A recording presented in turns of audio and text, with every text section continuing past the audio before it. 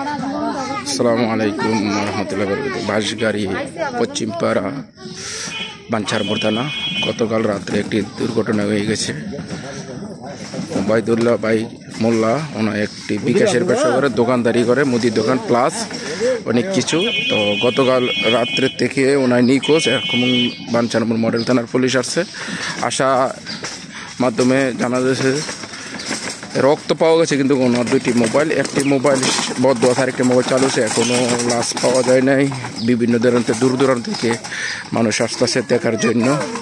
বাঞ্ছার মোড় মডেল থানা মোবাইলটি, একটা মোবাইল চালু আছে এবং তদন্ত সাবেককে এখন আমরা আছি পিছিয়ে দেখা যাক কী হয়। আর লাশ পাওয়া গেলে আপনারা নতুন করে আপডেট জানানো হবে। আর আমার পেজটি লোক ঘুরি বাঞ্ছারামপুর জয়নি বাঞ্ছারামপুর। এখানে আমাদের আইন শৃঙ্খলা বাহিনী আছে বাঞ্ছারামপুর। যদি লাশ পাওয়া যায় বা কোনো খোঁজখবর হয় তো অবশ্যই আপনাকে জানাবো। এখানে দেখা যাক। এই পর্যন্ত মনে হয় মোবাইলের চার্জ পাওয়া গেছে, যে এখানে অবশ্যই থাকতে এই পর্যন্ত মোবাইলটি চালু দেখা যায়।